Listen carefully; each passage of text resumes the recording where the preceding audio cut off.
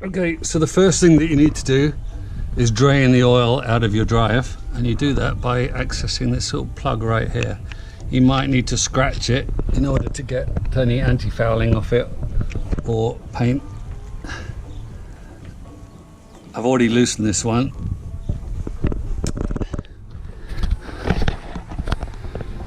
And you're obviously going to need to have something ready to catch the oil. So put that right underneath there. And then you can release this plug.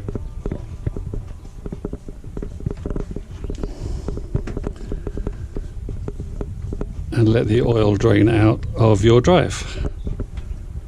Right, so while the oil drains, if you look at the plug here, you'll see that it's got a little O-ring right on the bottom. If you had to use this one again, you possibly could, but for the sake of sense, it's worth replacing.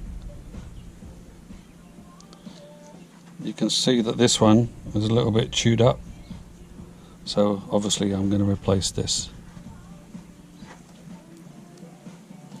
When you take the screw out of the bottom of the sail drive, it may well be that the top dipstick in the sail drive creates a vacuum, so you might need to pop into the engine room and release the dipstick in order to let the oil flow into your container. Okay, the next step is to remove your anodes, and you can see that I've already done that. Now, if you don't have these split ring anodes, I suggest that you do, and now would be a good time to get them. If you've got these old ones that fit on here, the reason these split ring anodes are much better is because you can change them underwater with the propeller still on, obviously without taking the boat out of the water. It's just a simple matter of unscrewing these screws, putting on your new split ring anodes, and putting your screws back in here, and that can all be done underwater with scuba gear. Once you've taken off your anodes, if you've got the split ring ones, you then need to take off these separate parts that hold your split ring anodes right here.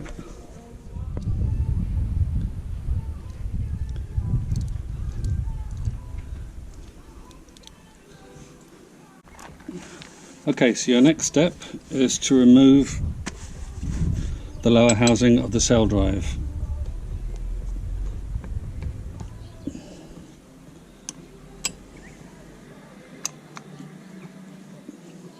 This bit may well prove to be the hardest bit for you, because if, like me, you put an epoxy barrier coating on your sail drives to stop them getting eaten away, you're going to have a little bit of epoxy holding this down here. You don't want to hit it too hard with a hammer because it's only made of soft aluminum. So be careful removing this here. Try to break the seal all the way around before you actually try to remove it.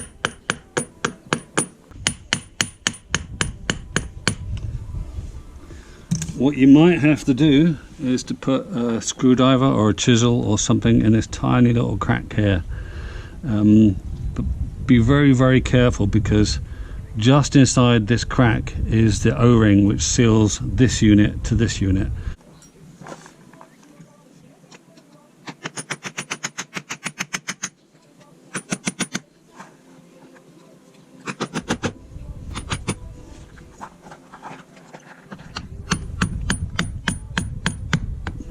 There you go, this one's come off without too much fanfare. This is your lower unit right here.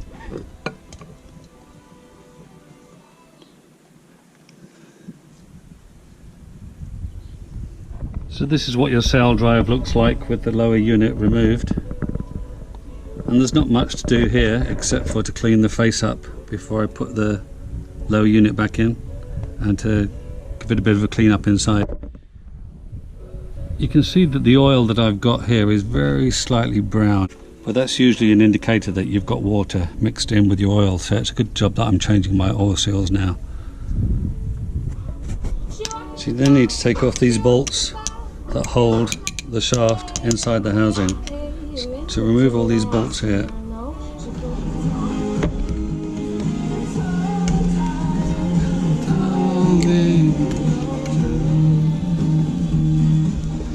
So as you remove these bolts here, it allows this ring to come back and it allows this shaft to slowly come out. You just keep releasing these bolts until you can get the whole shaft out.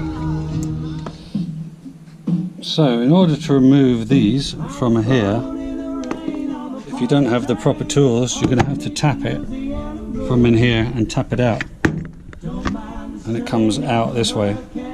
But you've got this little circlip, this little metal clip, so you've got to remove that first. If you don't have the proper tools, you're going to have to use a screwdriver. Put the screwdriver in this top bit, pull it until this whole clip comes out. And then once you've done that, it's just a matter of brute force to get these out because they're fairly tough. You've got to make sure, if you can, that you don't scratch the walls right here with a screwdriver or whatever you use to tap these out. And then once you've got the two oil seals out, use a fine bit of sandpaper or whatever you've got handy.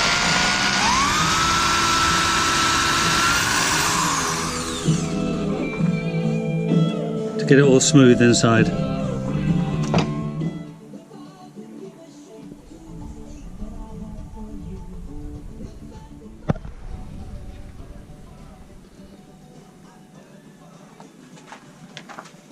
It's important that the open bit faces out and that the other one looking at you faces in, so they back on to each other.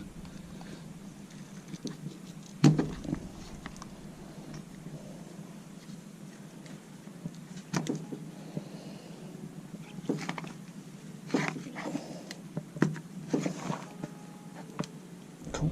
So you've got two oil seals and they go in back to back.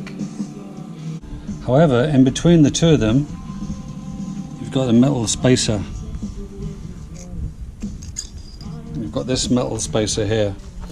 So getting it in is fairly easy when you're replacing it. However, when you're taking these out and you're using whatever tool you're using to bash it out, this first one may well come out easily, but this metal washer, metal spacer might be jammed in there.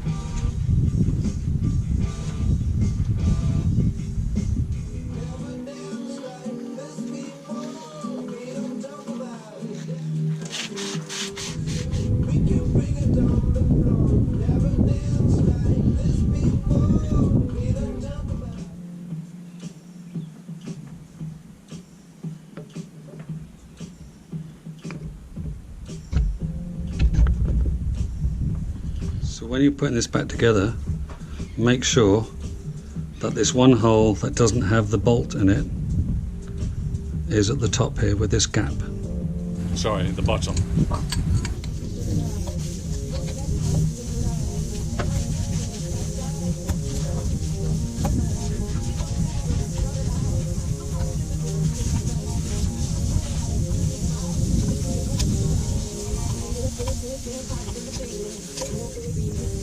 So if you're doing an SD50, it's very similar, but it's actually easier because the SD50 doesn't have this bit on here.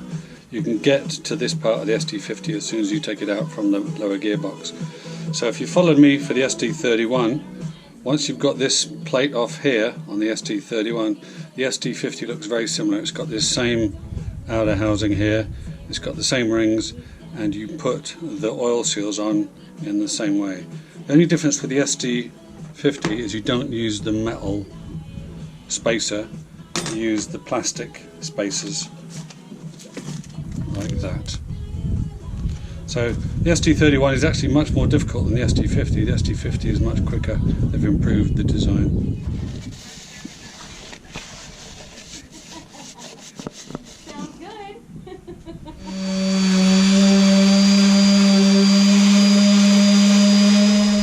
Fried rice. Happy to.